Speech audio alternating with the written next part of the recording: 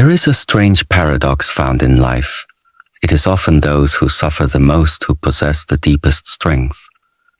In the story of a nation that has faced isolation, sanctions, threats, and military pressure, it would seem logical to believe that this force would eventually crumble. And yet what stands before the world is not weakness, but resilience, not a broken society, but one still breathing with tradition, values, and purpose. How does this happen? It happens when a people do not define themselves by the size of their army, but by the weight of their spirit. When the soul of a culture is rooted not in fleeting pleasures but in sacrifice, faith, and memory, then even the strongest missiles cannot destroy it. A nation is more than buildings and infrastructure. A nation is its mothers who endure hunger but feed their children first. A nation is its poets who still write verses while the city burns. A nation is the old man who whispers sacred prayers in the quiet of the morning, refusing to let silence take the place of devotion. Pain is an inevitable guest in every journey. But when one chooses not to flee from it, but to understand and grow through it, then pain becomes a teacher. In the case of Iran, every sanction became a lesson. Every attack became a moment of deeper reflection, and every humiliation became a seed that was watered with prayer, remembrance, and perseverance. Faith is not weakness. It is the invisible structure that holds a nation upright when the winds of the world howl through its streets. Faith is not naive optimism. It is discipline in belief. It is standing still when chaos tempts you to run. And so in the face of pressure, the true measure of Iran has not been its economy or its alliances, but its ability to continue, its ability to kneel only in prayer, never in surrender. The question then arises, what is the origin of this unwavering resilience? It does not come from arrogance or defiance. It comes from an ancient connection to meaning. A people who understand their suffering as a form of purification will never fall into despair. A nation that views hardship as a divine test does not ask, why me? But instead whispers, I am ready. This inner posture changes everything.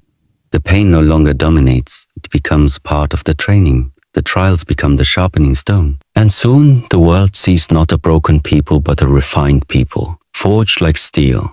In many places when life becomes difficult, the first casualty is identity. But not here.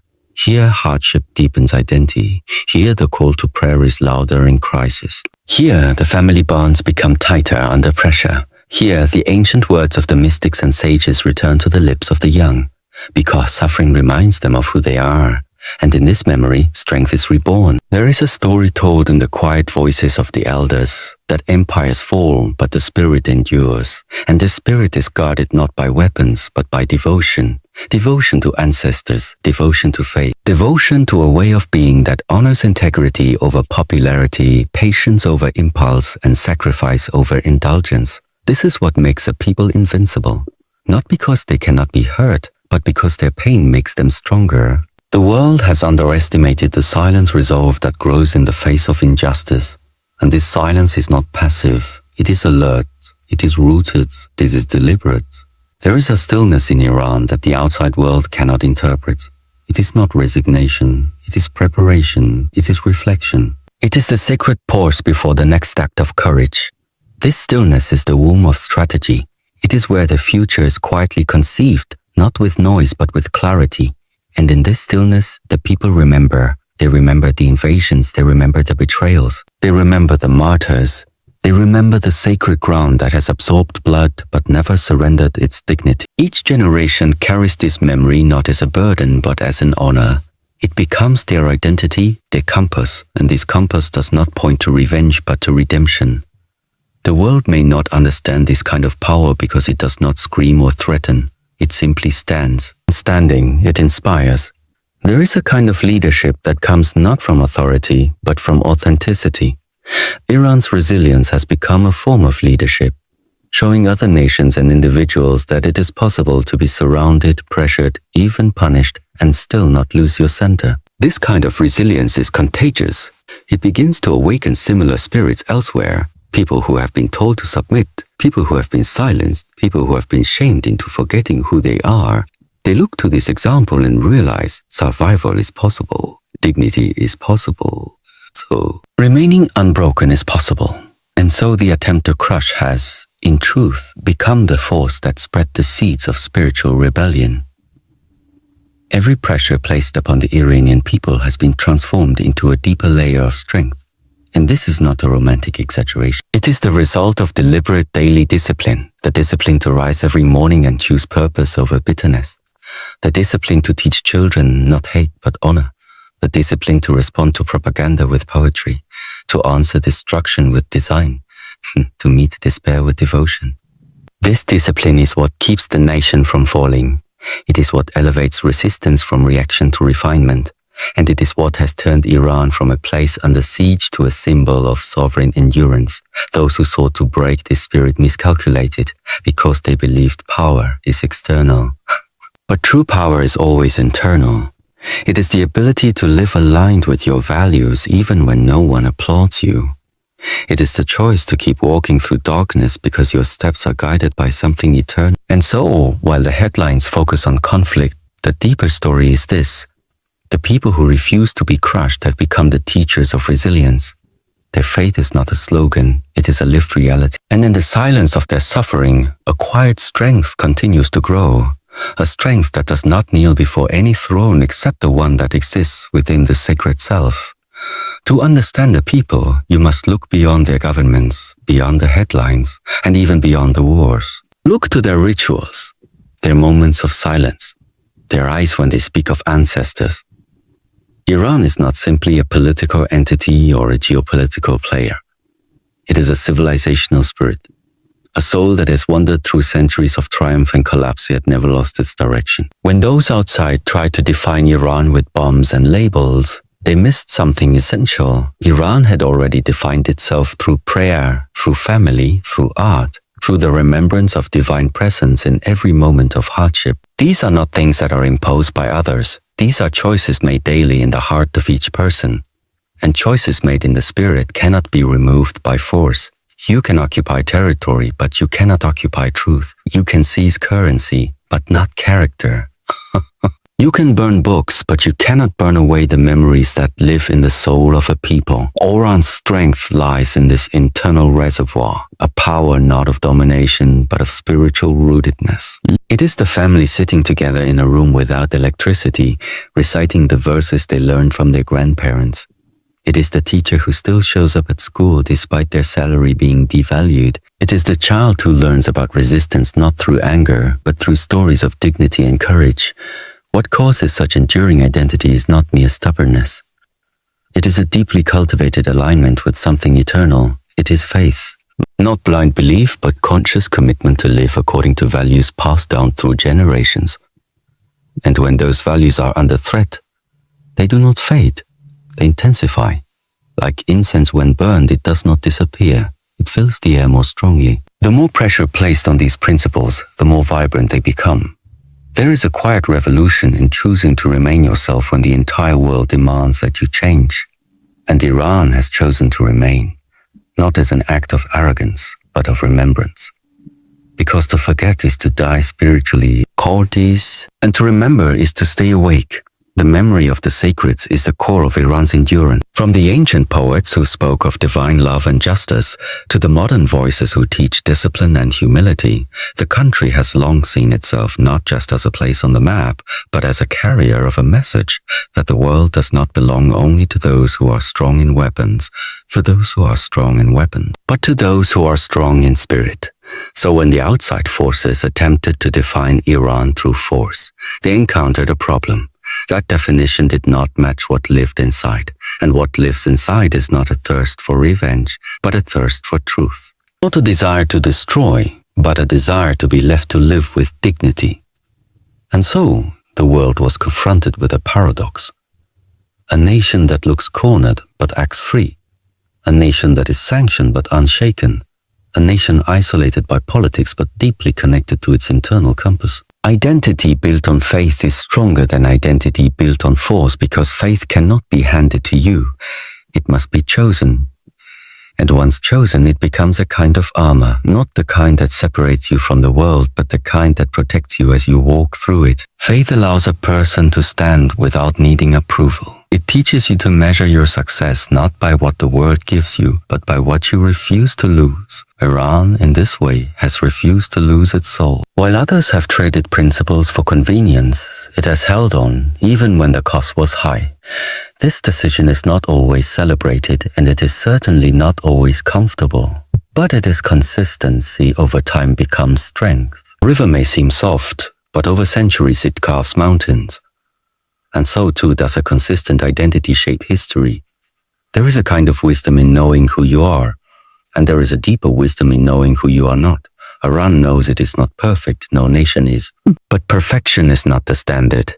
Integrity is, and when integrity is preserved, even in the face of pressure, the result is a form of freedom that cannot be given or taken. It is earned through endurance. The sacred texts of the world all point to this truth, that the trials we face are mirrors that reveal who we truly are.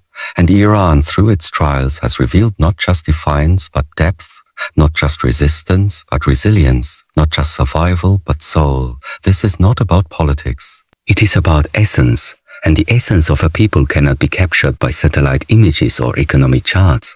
It is found in the way they treat their elders, in how they bury their dead, in how they speak to the divine when no one is watching. That is the identity that has been built on faith. That is why, even in the face of efforts to crush it, the nation stands tall. Not in the way of conquest, but in the way of character. Because the world measures strength by dominance, but true strength is the refusal to abandon your core.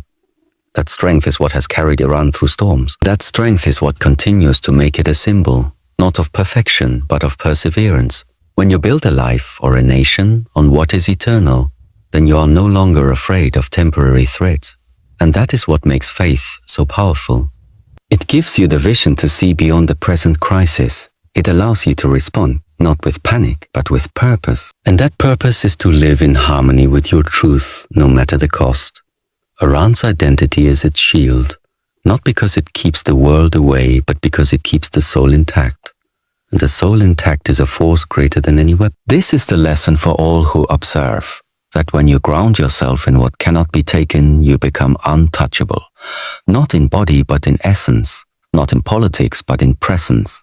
That is what it means to be a nation built on faith. And that is why, despite all that has been thrown at it, it has not knelt, and it never will.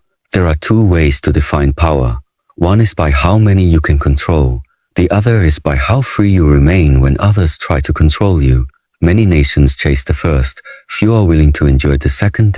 But those who endure it, who remain free within despite chains without, they become eternal. Iran has been tested not once, but many times.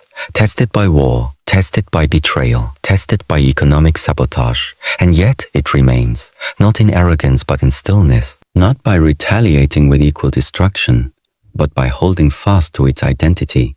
What kind of person does it take to walk through fire and keep singing? What kind of people continue their traditions in the face of persecution? It is not those who seek comfort. It is those who have built their lives on a truth deeper than time. Iran's greatest achievement is not its missiles or its diplomacy. Its greatest achievement is its refusal to forget who it is, even when the world demands it bow. Victory is not when others kneel to you. Victory is when you refuse to kneel to anything that is not righteous. And so while many measure progress by statistics and influence, the wiser observer sees progress in the unbroken line of those who pray, who teach their children stories of resilience, who speak their language even when discouraged, and who die with their faith intact. The body may be scarred, the landscape may be changed, but the soul of the nation, when forged in faith, is untouchable. And so the final lesson is this: when you build a nation upon power, it may dominate for a season. But when you build a nation upon belief, upon virtue, upon the patient trust in something greater than yourself, that nation will never fall. The world is filled with stories of empires that rose through violence and fell in silence. But it is rarely told how some nations rise through silence and remain strong through patience. There is an enduring truth hidden in simplicity. To remain true to one's values without shouting, to stand firm in belief without bending to every storm. This is not only discipline, it is mastery. The kind of mastery that is invisible to those who look only at headlines and numbers, but visible to those who understand the language of endurance. In a time when everything is judged by speed and results, Iran has moved at a different rhythm.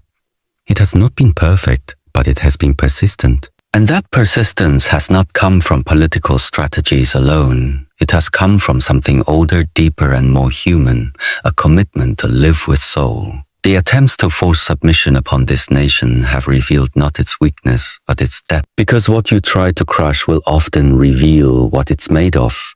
And Iran has revealed something unshakable.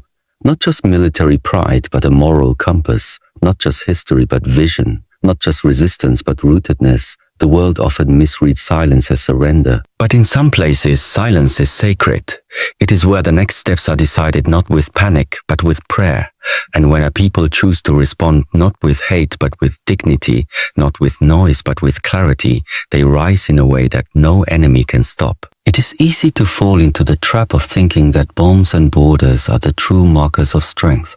But the deeper strength is the one that lives in the memory of a people, in how they grieve, how they hope, how they carry the stories of their ancestors and the dreams of their children. Iran has chosen to carry both, and in doing so, it has defied the idea that survival must come at the cost of surrender. Real victory is quiet. It is the steady hand of a father teaching his child the sacred verses, even after his home was reduced to rubble. It is the unwavering devotion of a mother raising her children with patience while the world denies her medicine and peace. It is the teacher who shows up without complaint, the builder who works without reward, the elder who continues to bless the land with his prayers. These acts are not in the news, but they are the true acts of power. They are what keep a nation alive when everything else is meant to kill it. The world wanted Iran to break, but it learned instead how to bend without snapping. It learned how to transform external pressure into internal power. It learned that you can control the air people breathe, but not the breath they take in remembrance of who they are. And that remembrance became the fuel. A people who remember their sacred story will never be slaves to someone else's script. And so, while others wrote narratives of failure and fear, Iran returned to its own text, the living script written in discipline, faith, and patience. This script does not promise riches or revenge. It promises alignment with truth, and that alignment is what gives peace even when the world brings war. The path Iran walks is not glamorous. It is filled with hardship, misunderstanding, and judgment. But it is also filled with clarity. It knows that to win with integrity is better than to succeed by selling the soul. And it has made that choice again and again. This choice has not been easy, but it has been right, and in a world where the winds of opinion shift daily, the ability to remain steady is rare. That steadiness has become Iran's signature. In every child who speaks the language of their grandparents, in every prayer whispered before sleep, in every act of generosity in a time of lack, the victory lives. It is not a headline, it is a heartbeat. And this heartbeat continues, not because it is protected, but because it is chosen. People have chosen to continue, not because it is easy, but because it is worth it. To live with dignity, to walk in truth, to remember who you are even when the world tries to erase your name. That is the ultimate resistance. That is the final triumph. The world may not see it yet, but those who walk the inner path know. The greatest battles are won not on the outside, but within. And in that unseen realm where spirit meets discipline, Iran has already won. They tried to crush it, but it rose. Not with rage, but with reverence. Not through force, but through faith. And in that rising, it became a nation that does not need